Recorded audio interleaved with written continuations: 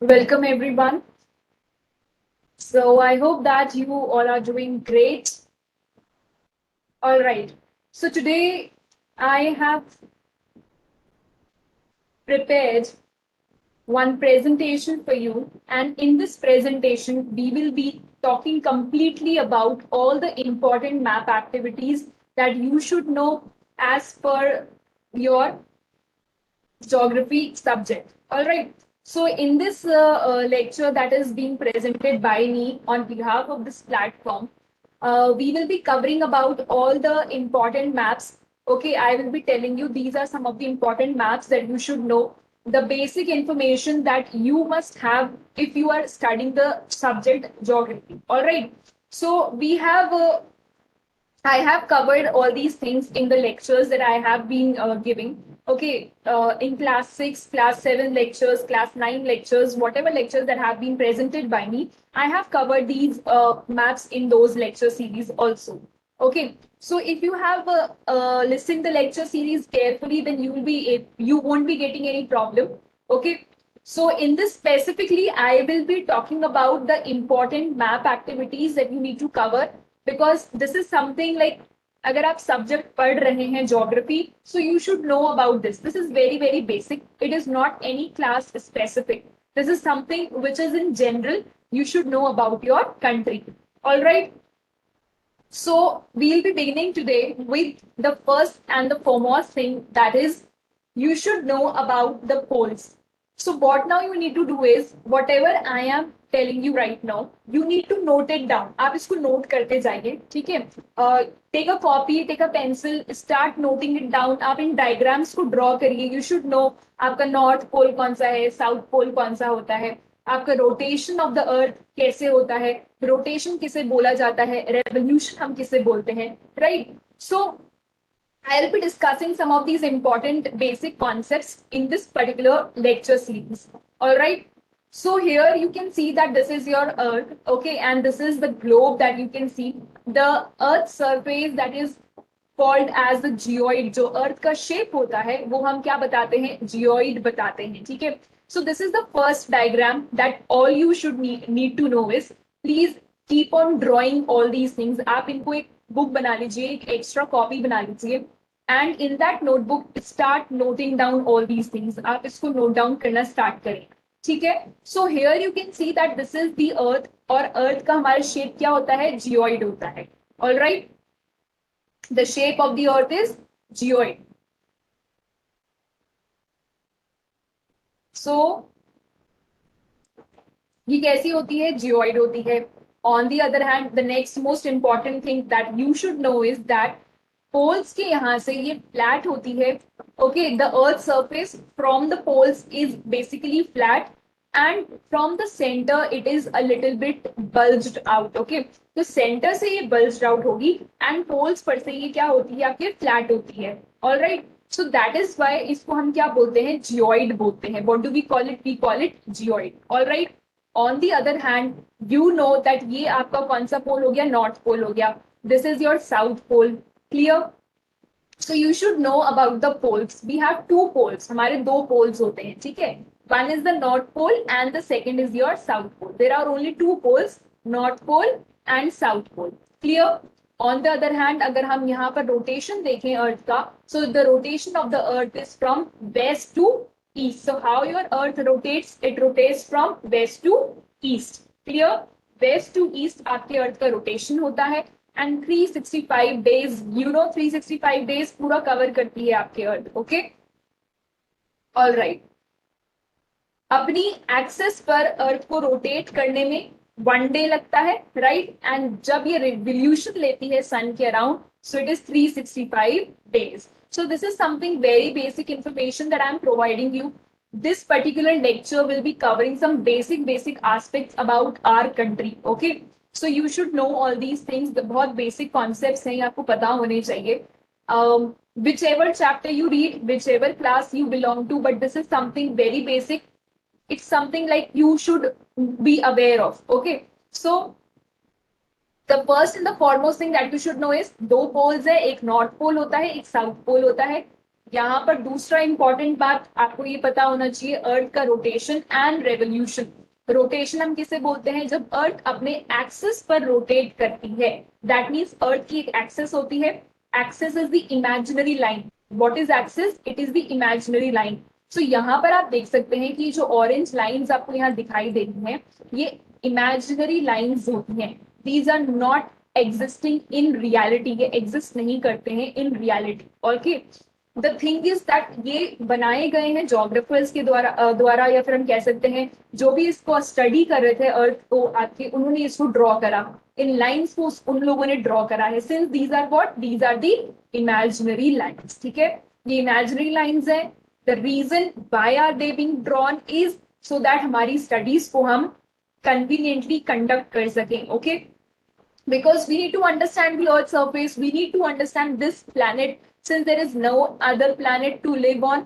This is the only planet which is having all the essential components, right? You know, the land is there, the air is there, and the water is there. These are the three important things that are being required to live a life. Okay, and all these three elements, or we say the components, ये तीनों ही components या elements इस earth surface पर present है। ठीक है, all right. सो यहां से आपको क्या बात नोट करनी है, फर्स्ट यू शुड नो दो पोल्स हैं, north pole south pole. Secondly you should know the shape of the earth, shape is geoid. Then you should know that rotation of the earth, rotation is from west to east. हमेशा आपकी earth west to east rotate करती है। What is the meaning of rotation, आपको पता होना चाहिए। Rotation किसे बोला जाता है, ठीक है, रेवोल्यूशन किसे बोला जाता है। सो रोटेशन अभी आपको बता दिया गया है। ये जो एक्सेस आपको दिख रही है यहाँ पे, ये इमेजिनरी एक्सेस होती है, और जब अर्थ आपके रोटेट करती है इस पर्टिकुलर एक्सेस पर, इसे बोला जाता है rotation. Alright, then other than this the important terminologies that you should know is about revolution. आपको रेवोल्यूशन के बारे में पता होना चाहिए। ठीक है, रेवोल्यूशन क्या होता है? So revolution is when the earth moves around the sun, जब अर्थ आपके सन के चारों तरफ मूव करती है, तब हम उसे बोलते हैं revolution. Clear? So I hope that from this particular diagram you are clear with what is north pole, what is your south pole. Then you should know that the shape of the earth is geoid. Earth का shape कैसा होता है? Geoid होता है। Also you should know these important terms like rotation and revolution. What is the difference between rotation and revolution? Okay, so whenever you were studying about any chapter, आपको ये concepts पता होने चाहिए कि अर्थ रिवॉल्व कर रही है। अगर बोला जा रहा है that earth is revolving, so revolving का meaning क्या होगा? If it is said earth is rotating, so what will be the meaning of the word rotation and revolution? Okay, so I hope that this is clear to you. Other than this, what you should know is हम हमारे globe को, और we can से हम हमारे earth surface को 4 parts में divide करते हैं, right? If you know, one is the northern hemisphere, then you have your southern hemisphere. Other than that, this we have western hemisphere and eastern hemisphere, right? So you know that जब हम equator के through हमारे globe को divide करते हैं centre में से, when we divide the globe from the centre with that horizontal line, horizontal line से जब हम हमारे ग्लोब को सेंटर से डिवाइड करते हैं, तब उसे हम बोलते हैं equator. Okay, that is called as equator. वो इक्वेटर होता है 0 डिग्री इक्वेटर होता है, वो हॉरिजॉन्टल लाइन होती है। ठीक है, सो जब हम ग्लोब को बिल्कुल सेंटर से एक हॉरिजॉन्टल लाइन के थ्रू डिवाइड करते हैं जो कि 0 डिग्री पर होता है, ठीक है, so that makes the globe divide into 2 parts. One is called as the northern hemisphere and the other is the southern hemisphere. ठीक है, एक कहलाएगा आपका नॉर्दर्न हेमिस्फीयर और एक कहलाता है आपका southern hemisphere. On the other hand, जब हम आपके ग्लोब को वर्टिकली डिवाइड करते हैं, वर्टिकल इमेजिनरी लाइन से जब हम आपके ग्लोब को, अर्थ सरफेस को डिवाइड करते हैं, then it gives you 2 hemispheres. One will be your western hemisphere and the other is your eastern hemisphere. Clear? So जब हम लैटिट्यूडनल वाइज ग्लोब को डिवाइड करते हैं, we get northern hemisphere and southern hemisphere, and when we divide our globe और earth longitudinally, we get western hemisphere and eastern hemisphere. So this is again very basic that I am telling you. ये कुछ concepts हैं जो हमारे unclear रह जाते हैं, and I believe that these concepts must be cleared. Okay, all right. So with this diagram, आप इस diagram को draw करिए. Please you keep on drawing along with me. अभी मैं आपको पढ़ा रही हूँ, अभी के अभी आप अपनी notebooks में इसे draw कर लीजिए so that you get clear with it. Okay. Now we come to the next. Now you know that there are various latitudes and also there are various longitudes, right? आपको पता है हमारे earth surface को हमने imaginary line से divide कर रखा है so that we are able to understand everything about the earth in a very better manner. Okay, you know हमने हमारे अर्थ के orbit में, what is orbit? You know that जिस particular path में अर्थ move करती है, जिस particular paths पर planets move करते हैं, उसे हम orbit बोलते हैं. So ऑर्बिट में हम बहुत बार ऐसे सैटेलाइट्स को सेट कर देते हैं. You know that there are artificial satellites, there are human made satellites, right? So बहुत सारे ऐसे ह्यूमन मेड सैटेलाइट्स को हम ऑर्बिट में फिक्स कर देते हैं सो दैट जितनी भी हमें इंफॉर्मेशन चाहिए अर्थ के बारे में हम उस सैटेलाइट के थ्रू गेन कर सकें, बिकॉज वो सैटेलाइट उस इंफॉर्मेशन को लेती है और फिर वो नीचे आपको ट्रांसमिट कर देती है. ठीक है. So now we are looking at this particular diagram and this is showing you the important parallels of latitude. ये diagram आपको क्या दिखा रहा है? Important parallels of latitude. It is very important that आपको ये सारे latitudes पता हो, because जब आप कभी भी कोई भी topic पढ़ते हैं geography में, you are often being stated like tropical zone, temperate zone, or it is that frigid zone, or at times it is called as a torrid zone. Okay. So you should be very much clear. जब भी आपके ये terms आते हैं book में, आपको पता लग जाना चाहिए कि टॉरिड जोन कौन सा है, फ्रिजिड जोन कौन सा है, टेम्परेट जोन कौन सा है. ठीक है. All right. There are also different names, अलग अलग नेम्स भी होते हैं इन जोन्स के, वो नेम्स भी आपको पता होने चाहिए. ठीक है. सो देखिए यहाँ पर again this is your 0 degree equator. ये आपका 0 डिग्री इक्वेटर है. This is the one of the most important horizontal latitude. Latitude क्या होते हैं? All those lines which are horizontal. जो भी लाइंस हॉरिजॉन्टल होती हैं, imaginary lines which are horizontal, उन्हें हम लैटिट्यूड्स बोलते हैं. राइट. ओके. सो ये आपका 0 डिग्री लैटिट्यूड है और ये 0 डिग्री इस लैटिट्यूड को हम बोलते हैं इक्वेटर. क्या बोलते हैं? हम इसे इक्वेटर बोलते हैं. ठीक है. अदर देन दिस, इस पर्टिकुलर 0 डिग्री इक्वेटर से आपके अर्थ के या ग्लोब के दो पार्ट में डिवीजन हो जाते हैं. एक होता है आपका नॉर्दर्न हेमिस्फीयर और दूसरा होता है आपका southern hemisphere. Clear? Okay. So I hope that this is clear to you. Equator is actually dividing your globe, और we can say it is dividing your earth in two parts, in two hemisphere, northern hemisphere and southern hemisphere. ठीक है. ये horizontal lines है. अभी हम vertical lines के बारे में आगे स्टडी करेंगे. All right. Okay, so the most important latitude are these that you can see here. और भी बहुत सारे latitude होते हैं, but these are some of the major parallels of latitude. Okay, these are some of the important major parallels of latitude. The next that you can see is Tropic of Capricorn. ठीक है. Now you know that ये आपका southern hemisphere है. ठीक है. And this is your northern hemisphere.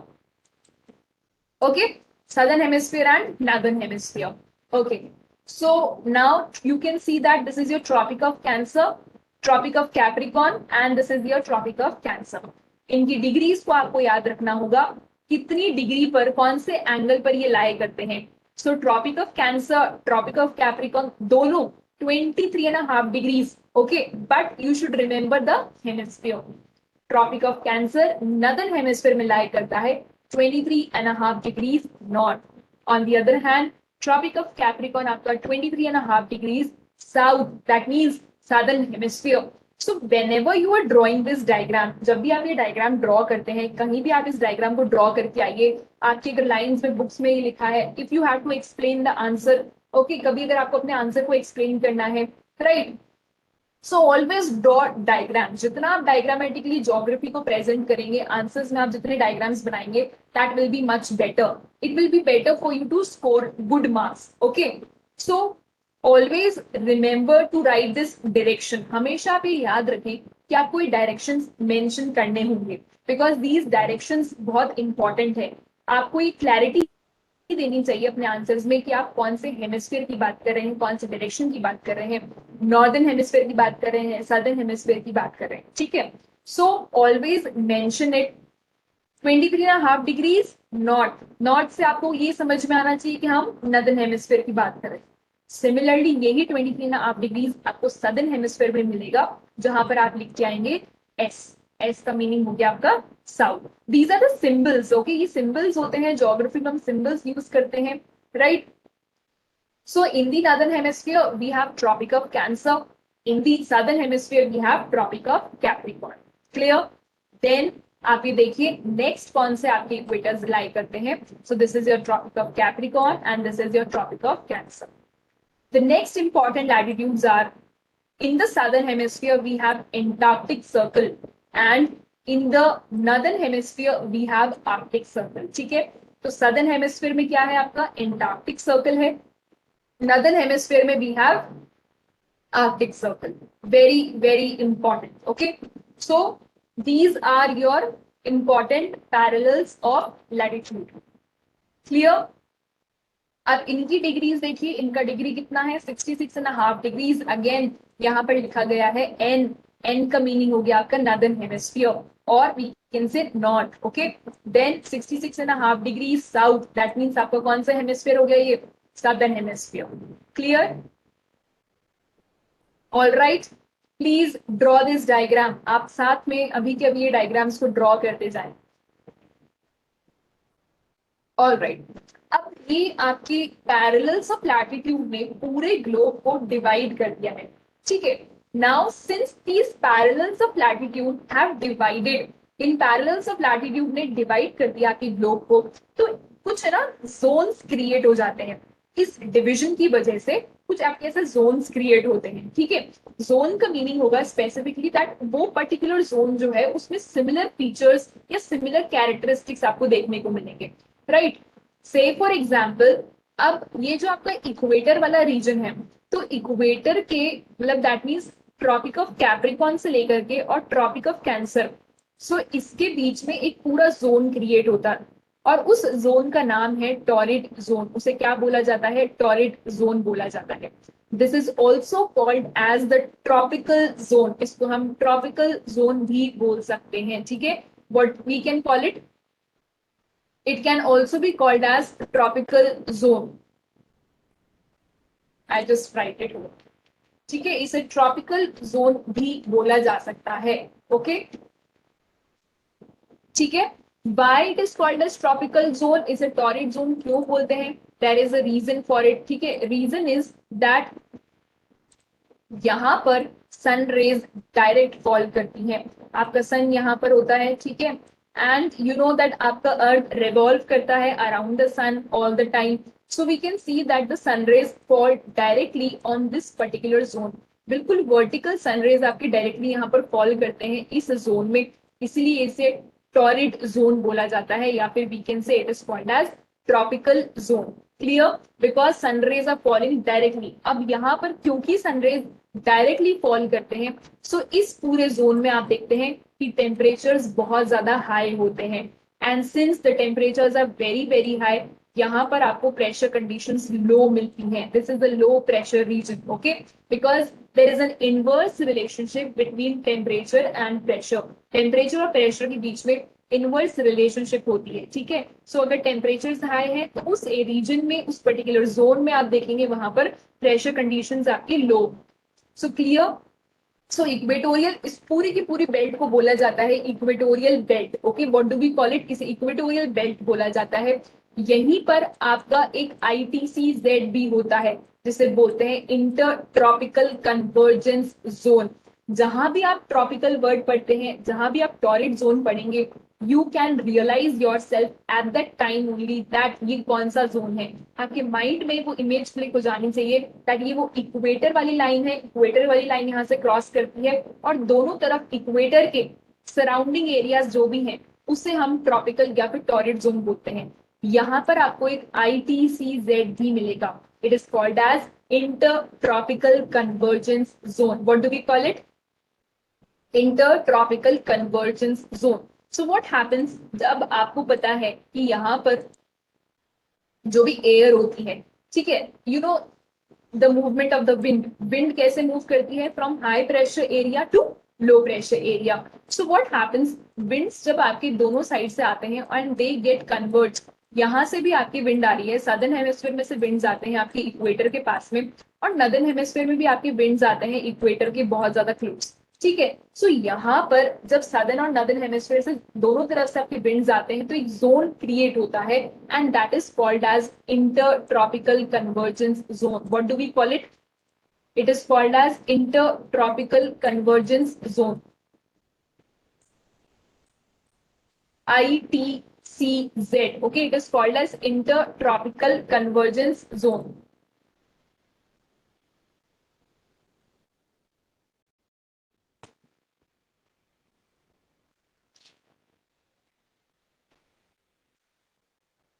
Okay, so what happens, यहाँ पर आपके सारे दोनों सदर्न हेमिस्फीयर से भी आपके एयर्स इधर आते हैं. ठीक है, the air are coming over here and also you can see northern hemisphere से भी यहाँ पर आपके विंड्स ब्लो करते हैं. तो इस पूरे रीजन में ये इक्वेटोरियल बेल्ट कहलाता है और यहाँ पर आपका एक जोन क्रिएट होता है जिसे बोलते हैं ITCZ. So I hope that it is clear to you. It is called as ITCZ, intertropical convergence zone. Clear? All right. इस पूरे के पूरे इक्वेटर वाले रीजन को बोला जाता है equatorial belt. What do we call it? It is called as equatorial belt. Okay, then we have next is tropic of Cancer से लेकर के आपका आर्कटिक सर्कल तक. Okay, so tropic of Cancer से लेके आर्कटिक सर्कल तक आपका ये कहलाता है temperate zone. In the similar manner southern hemisphere में भी आप देखेंगे ट्रॉपिक ऑफ कैप्रिकॉन से लेकर के एंटार्क्टिक सर्कल तक ये कहलाएगा आपका temperate zone. But the difference is यहाँ पर हमने नॉर्थ लिख दिया है और यहाँ पर हमने साउथ लिख दिया है. रीजन बीइंग बिकॉज वो नदर्न हेमिस्फीयर है और ये सदर्न हेमिस्फीयर है. ठीक है, so that is why we see over here that it is written north temperate zone. इसीलिए you need to always mention the directions. हमेशा आप डायरेक्शंस को मेंशन करें कि वो नॉर्थ की बात कर रहा है, वो साउथ की बात कर रहे हैं, because then only you will also get the clarity and also the examiners which are checking your papers. Okay, because they will cut your marks. Examiner knows okay कि ये northern है, ये southern है, but you need to present your answer in such a manner that examiner doesn't know anything and you have to write everything. Okay, so that is why यहाँ पर क्या आएगा आपका north और नीचे आ जाएगा आपका south. Clear? So इसको बोला जाता है temperate zone. Now why it is called as temperate zone? देखो टेम्परेट जोन का मीनिंग होता है कि यहाँ पर जो आपके वेदर कंडीशंस हैं, जो क्लाइमेटिक कंडीशंस हैं, और वी कैन से दैट जो आपके टेम्परेचर होता है वो यहाँ पर बहुत ज्यादा मॉडरेट होता है. That means extreme of temperatures are not there. Okay, अब आपको इन वर्ड्स को भी समझना पड़ेगा कि मॉडरेट क्या होता है, एक्सट्रीम किसे बोला जाता है. देखो मॉडरेट का मतलब होता है it is normal. Okay, there are not so extreme of summers and there are not so extreme of winters. ना तो बहुत तेज गर्मी है और ना ही बहुत तेज सर्दी है, तो इसे बोला जाता है टेम्परेट जोन और we call it as moderate. ठीक है, इसे क्या बोलते हैं हम? मॉडरेट कंडीशंस बोलते हैं, moderate climatic conditions, because this is such a region जहां पर आप देखेंगे क्लाइमेटिक कंडीशंस कैसी है? Moderate.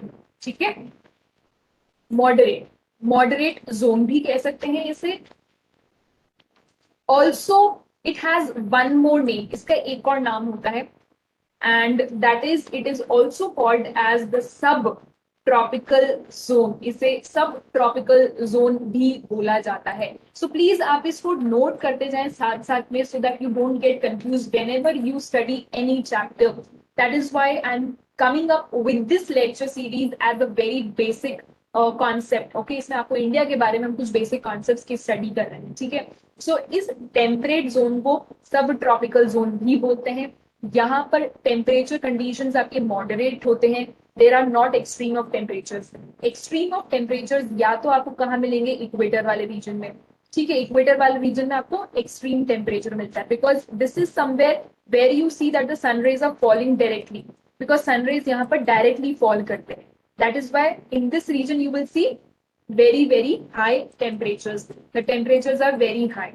On the other hand जो आपका टेम्परेट जोन होता है या मॉडरेट जोन जो है, यहाँ तक पहुंचते पहुंचते आपके सनरेज स्लांटिंग हो जाते हैं, इसलिए यहाँ पर बहुत एक्सट्रीम टेम्परेचर नहीं मिलेगा।